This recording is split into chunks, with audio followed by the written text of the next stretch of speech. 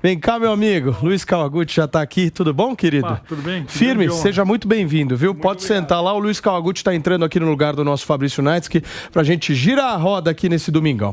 Vamos falar do quê, querido Filipão? O que você quer falar aqui? Vamos continuar falando da Argentina. Afinal de contas, a eleição está rolando lá. Daqui a pouquinho, dentro de instantes, eu te trago números do boca de urna. Daqui a pouquinho vai começar a sair lá e a gente vai entender como é que vai ser o comportamento do eleitor argentino, se ele vai continuar mantendo a ala governista comandada por Sérgio Massa ou se ele vai optar por uma verdadeira revolução, é o que promete Javier Milei. E o presidente Lula comentou hoje, durante a sua live, que as eleições presidenciais na Argentina, na visão dele, são muito importantes para o Brasil e que os argentinos precisam eleger um presidente que goste de democracia e que o Mercosul e os eleitores pensem em que tipo de América do Sul eles pretendem criar nessas urnas já neste domingo. A gente separou o que disse o presidente Lula para repercutirmos já. Dá uma olhada.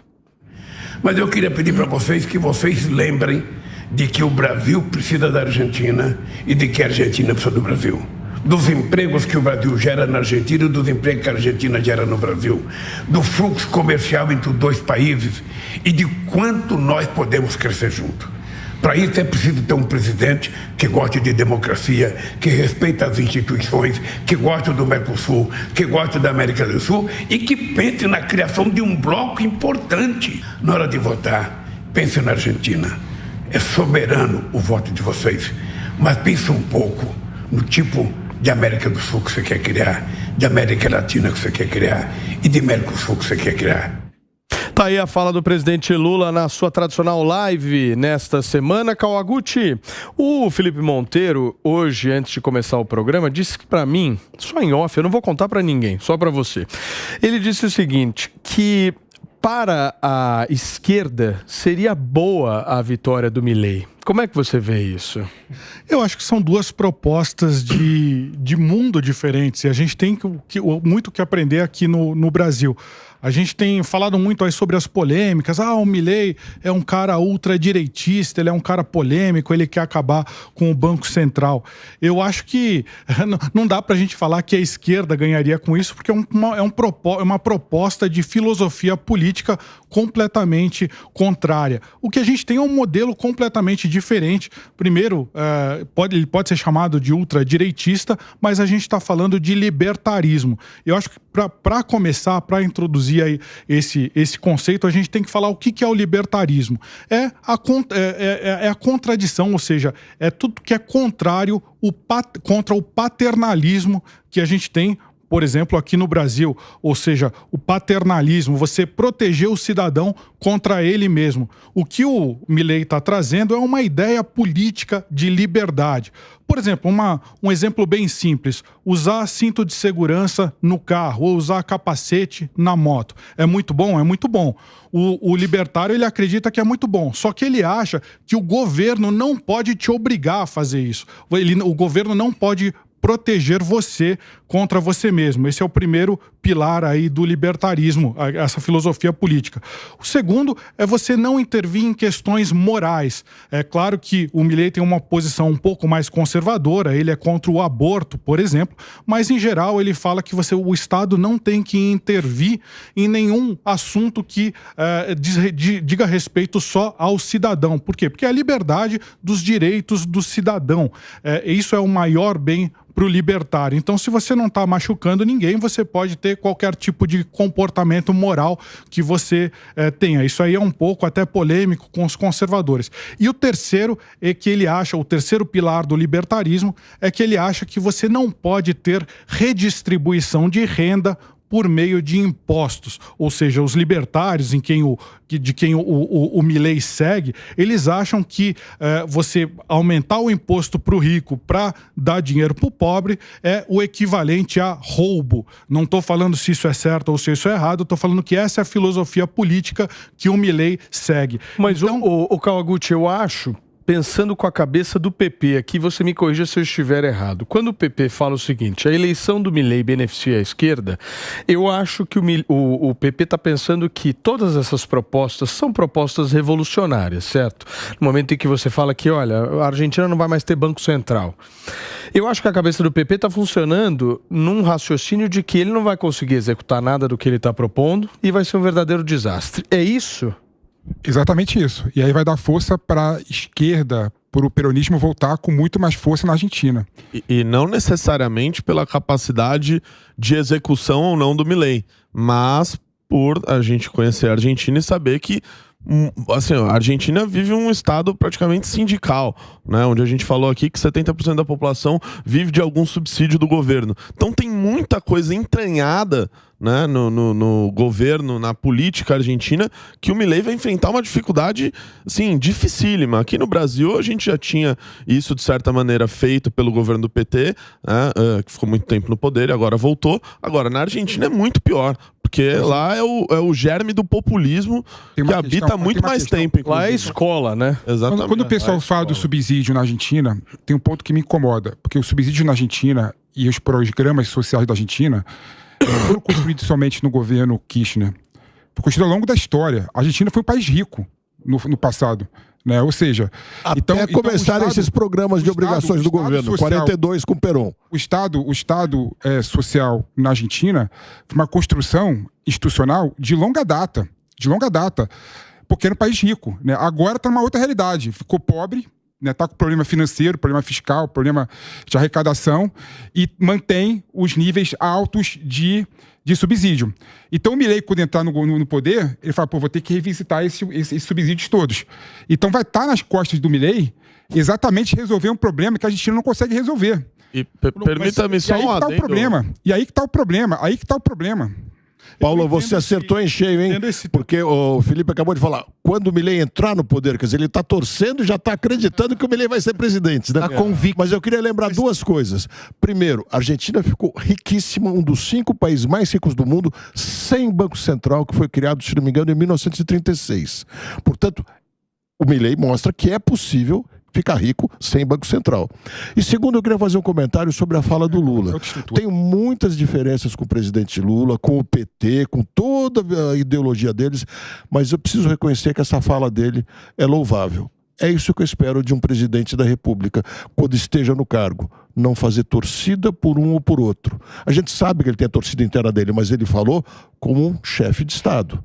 Lembrando da importância da relação entre Brasil e Argentina. Nesse ponto eu tenho que concordar com Paulo, claro, eu vou sempre olhar na segurança pública. E o que me chamou a atenção é que essas eleições, que são as mais importantes desde a redemocratização de 1983, teve um esquema de segurança muito forte, mobilizando toda a força de segurança, inclusive o aparato das Forças Armadas na Argentina. E aí me chamou a atenção o número, 86 mil homens que integram as Forças Armadas, Exército, Marinha, Força Aérea, Polícia Federal, Gendarmerie, que nós não temos, e para fiscalização de 17 mil pontos de votação, mais ou menos, né, 16.800 pontos. Então me chamou a atenção esse esquema fortíssimo de aparato, todos focados justamente para a prevenção de possíveis colidências, justamente por essa polarização. Fala, Renato. Só vou discordar do Diogo nesse ponto, porque eu acredito que essa fala do Lula, é preciso de um presidente que goste da democracia, ele está fazendo uma referência muito clara ao Sérgio Massa, por ele acreditar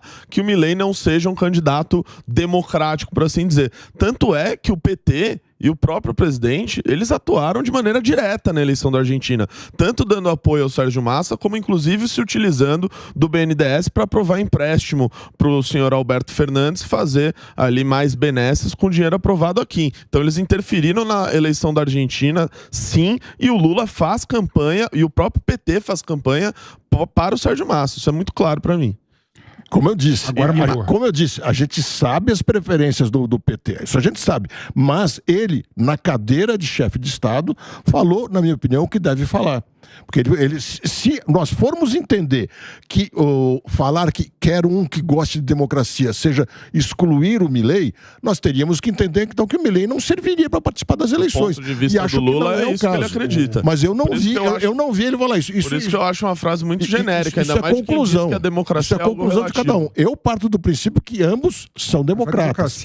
Tem 10 livros que o Milei já escreveu, nenhum deles ele tem um único parágrafo insinuando eu contrariedade à democracia. O Lula não concorda com isso. Eu quero entender de vocês o seguinte: as propostas do Milei são propostas que chamam a atenção, principalmente do ponto de vista econômico, quando ele fala que vai dolarizar a economia. Mas tem um ponto antes, né?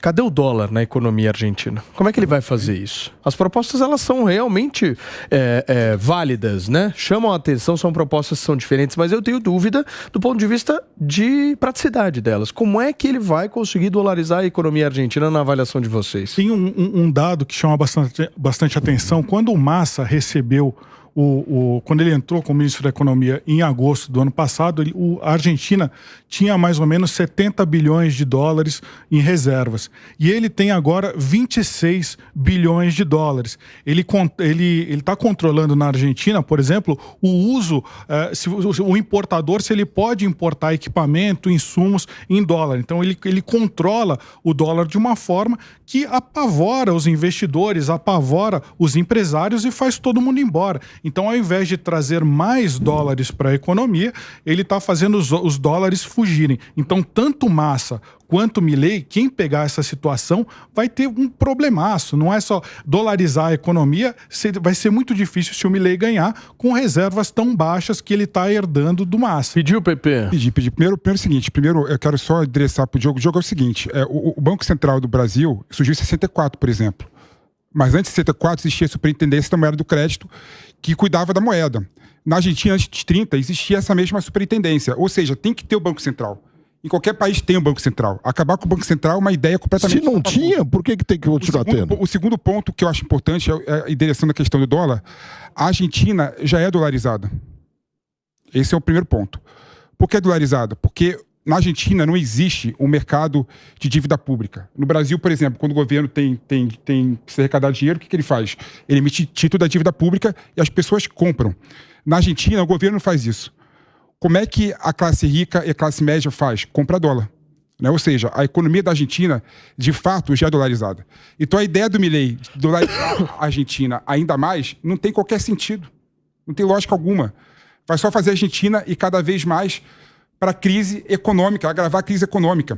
E o ponto que eu acho importante também destacar é que todo mundo, quando fala do Massa, fala do kirchnerismo, deixa claro que está deixando a Argentina numa crise muito grande, com mais de 150% de inflação. O Macri deixou 45% de inflação quando saiu do governo, em um momento que a realidade global não era inflação alta. Hoje em dia o mundo todo está com inflação alta. Ou seja, o governo Macri, naquele momento aqui, ia com certeza atingir o mesmo nível de inflação que o governo está deixando agora o Fernandes. A diferença não é nem essa. Na verdade, sobre isso, o fato é que, durante o governo Macri, o PIB per capita do argentino caiu, e por isso ele perdeu as eleições, na minha opinião. E por mais que as pessoas não queiram acreditar, é fato, o PIB per capita do argentino durante o governo Alberto Fernandes cresceu. Ele saiu de $10.200 para $13.200, que é a expectativa neste ano de 2023. O problema é que neste último ano, de 22 para 23, o PIB cai, e justamente durante a administração do Massa como ministro da Economia. E aí fica um peso muito grande para ele. Sim. Mas, sem dúvida, o bolso do argentino não está tão ruim quanto a gente quer dizer, não. Diogo, só antes da gente continuar essa discussão aqui, deixa eu trazer uma informação, porque às vésperas do segundo turno dessas eleições, a inflação em 12 meses na Argentina, como a gente está discutindo aqui, atingiu 142,7% no mês de outubro, mês em que o aumento de preços foi o de mais de 8%. E a nossa equipe aqui de jornalismo preparou uma matéria sobre o perfil de Javier Milei. Ele líder na maioria das pesquisas. O economista está chamando muita atenção de todo o planeta durante essa campanha, justamente por ser diferente aí dos outros candidatos. Mesmo com pouca experiência na política, ele já figura como um dos grandes nomes entre o eleitorado argentino. Só para vocês terem uma ideia, a reportagem agora vai chegar e é do nosso Fabrício Naitsky. Indiscutivelmente extravagante, Javier Gerardo Milei, de 53 anos, roubou a cena nas eleições presidenciais na Argentina em 2023. Independentemente do resultado final, onde é considerado o favorito, o libertário já tem a garantia de ter cativado uma boa parte do eleitorado local. Vencedor das PASO, as primárias disputadas em agosto, o representante da coalizão La Libertad Avança terminou o primeiro turno na segunda colocação, com pouco mais de 8 milhões de votos, ou 30% dos votos válidos.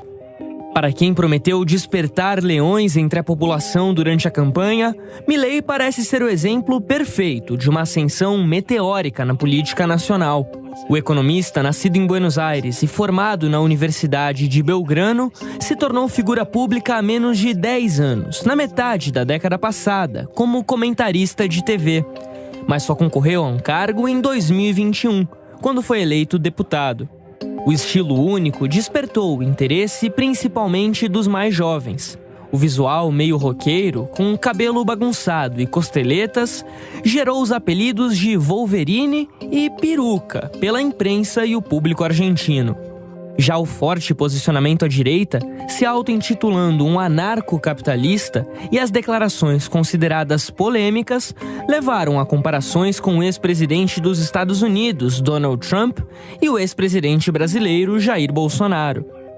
As semelhanças, inclusive, renderam elogios dos pares ideológicos ao argentino, que teve o apoio presencial do deputado Eduardo Bolsonaro no primeiro turno em outubro, além de manifestações internacionais nas redes sociais.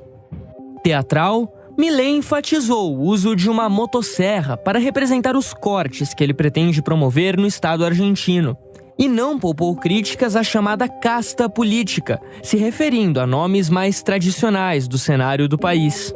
As propostas que mais chamaram a atenção são ligadas justamente à área financeira. Entre as promessas estão a dolarização da economia e o fim do Banco Central, acusado de ser o grande vilão na inflação. No campo social, Milei adota uma postura mais conservadora.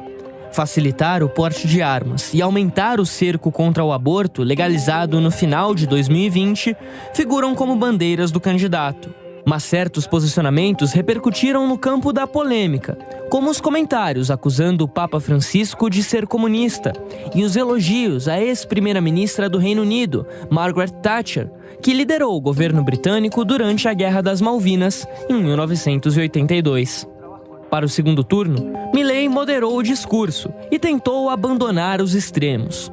Ele recebeu o apoio do ex-presidente Maurício Macri e da candidata derrotada em outubro, Patrícia Bullrich. Mesmo com a aproximação à direita mais tradicional e até mesmo ao centro, o libertário busca se apresentar como um fator novo, capaz de implementar mudanças consideradas importantes para o país. Mas esse novo relacionamento com uma ala que já foi alvo de tantas críticas também colocou um ponto de interrogação em parte do eleitorado. Em caso de vitória, a grande dúvida é qual Javier Milei estará na Casa Rosada a partir de dezembro: o das promessas ousadas e consideradas impossíveis, ou o moderado e realista, em uma incógnita para toda a Argentina. Tá aí, gente, a reportagem do nosso Fabrício Natsky contando um pouquinho do perfil de Javier Milei. Agora eu vou te pedir atenção para uma outra reportagem. A gente vai traduzir para vocês qual é o perfil de Sérgio Massa, ministro da Economia argentino. O homem que comanda a Argentina está tentando continuar com o legado do peronismo. Vamos ver se ele vai conseguir. Dá uma olhada. Foi surpreendente. No primeiro turno das eleições para a presidência da Argentina, o candidato governista Sérgio Tomás Massa terminou na primeira posição, com quase 10 milhões de votos, o equivalente a 36,78% na disputa. Para muitos, o advogado e atual ministro da Economia, de 51 anos, chegou perto de realizar um milagre. Apesar de números assustadores, como o da inflação, em quase 150% no ano, Massa liderou a corrida, contrariando quase todas as pesquisas, e pode se sagrar vencedor no domingo. O cenário era impensável na época em que o ex-deputado foi lançado como nome da coalizão de esquerda Unión por la Patria, sucedendo Alberto Fernandes, que abriu mão da reeleição. Com vasta experiência política e tido como uma figura moderada, Massa começou a carreira ainda na década de 80, na juventude da União do Centro Democrático, um partido conservador de centro-direita, mas acabou migrando para o peronismo. No currículo, ele acumula cargos como deputado provincial de Buenos Aires, ainda no começo da década de 90, e presidente da Administração Nacional de Segurança Social no governo de Néstor Kirchner. Mas foi a partir de 2007 que os holofotes se ampliaram, com a eleição à prefeitura de Tigre, cidade na região metropolitana da capital e considerada seu curral eleitoral, além do convite para chefiar o gabinete da então presidente Cristina Kirchner. A relação com a líder de esquerda e o chamado Clã K, porém, acabou se perdendo. Em 2015, rompido com o governo, Massa lançou a candidatura à presidência em uma espécie de terceira via, na coalizão Unidos por uma Nova Alternativa, e amargou um terceiro lugar com 21% dos votos. 4 anos mais tarde, já reconciliado com kirchneristas e peronistas, ele foi nomeado presidente da Câmara sob a gestão de Maurício Macri. Durante a pandemia, foi responsável por promover cortes de gastos no legislativo e manter um bom diálogo com a Casa Rosada, apesar de ser oposição. Já em 2022, no auge de uma das principais crises econômicas da história argentina, Massa foi convocado por Alberto Fernandes para substituir Silvina Batakis, que durou apenas 3 semanas no cargo, e se tornar um super-ministro. Além da economia, a pasta acoplou os ministérios da Agricultura, Pesca e Desenvolvimento. Embora a Casa Rosada tenha como trunfo a queda do desemprego, o panorama não é muito animador. A inflação em 2022 fechou em mais de 94%, o maior nível desde 1990. Uma forte seca no começo de 2023 atrapalhou o setor do agro e dificultou a recuperação, com grande redução na entrada de capital estrangeiro. O dólar disparou, as reservas do Banco Central evaporaram e o peso teve queda vertiginosa. Como candidato, Massa tem apostado em uma forte articulação política como uma possível saída da crise. Mas apesar de ser reconhecido pela habilidade de unir diferentes grupos, ele se distanciou de Alberto Fernandes e, mais uma vez, de Cristina Kirchner durante a campanha. A medida pode representar uma fragmentação do governo, mas também pode ser vista como uma tentativa de angariar votos de um eleitorado descontente com a atual gestão. Ainda assim, após o primeiro turno, Massa recebeu o apoio indireto do presidente brasileiro, Luiz Inácio Lula da Silva, e buscou se firmar como candidato da razoabilidade na disputa contra Javier Milei.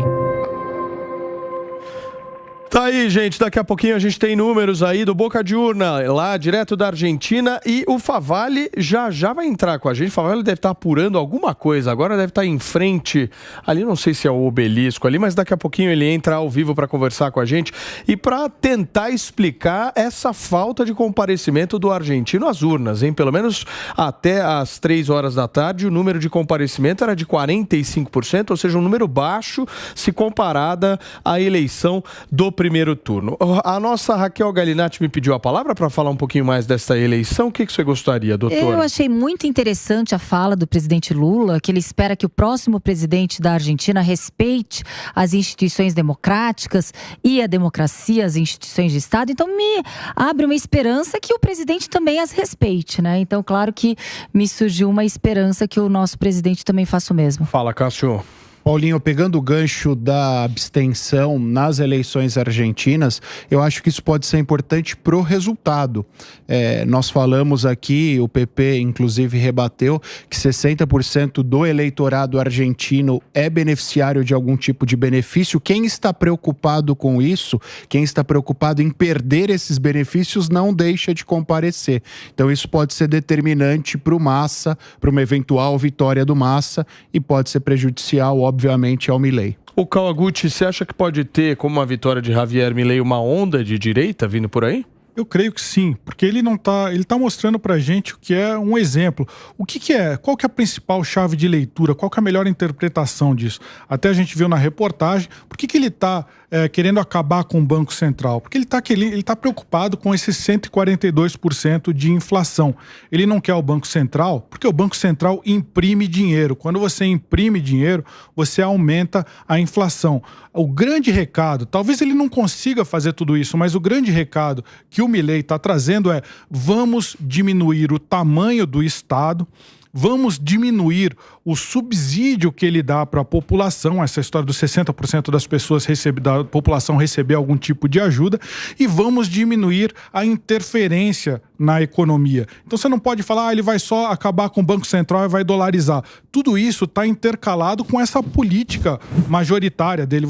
Se você não consegue, você não tem nenhum efeito se você simplesmente acaba com o Banco Central e dolariza, se você não abrir o país, se você não corta os impostos, se você não privatiza as empresas. Se ele conseguir fazer tudo, ele vai ter sucesso. Agora, a gente não pode ser simplista de imaginar que só acabar com o Banco Central vai resolver o problema, ou só dolarizar vai resolver o problema. Então, eu acho que o que ele está mostrando, e isso é muito salutar mostrar para o Brasil, é que a gente tem que diminuir o tamanho do Estado, a gente tem que acabar com a gastança. Quando o presidente Lula fala que não vai respeitar a meta fiscal, é isso. Não estou preocupado com a inflação, vamos sair gastando, vamos fazer obra, vamos fazer inauguração, e o que a gente está vendo, o que o Milei pode ensinar para a gente é isso. Um caminho para a América Latina é reduzir o tamanho do Estado, reduzir os impostos e dar mais liberdade para as pessoas.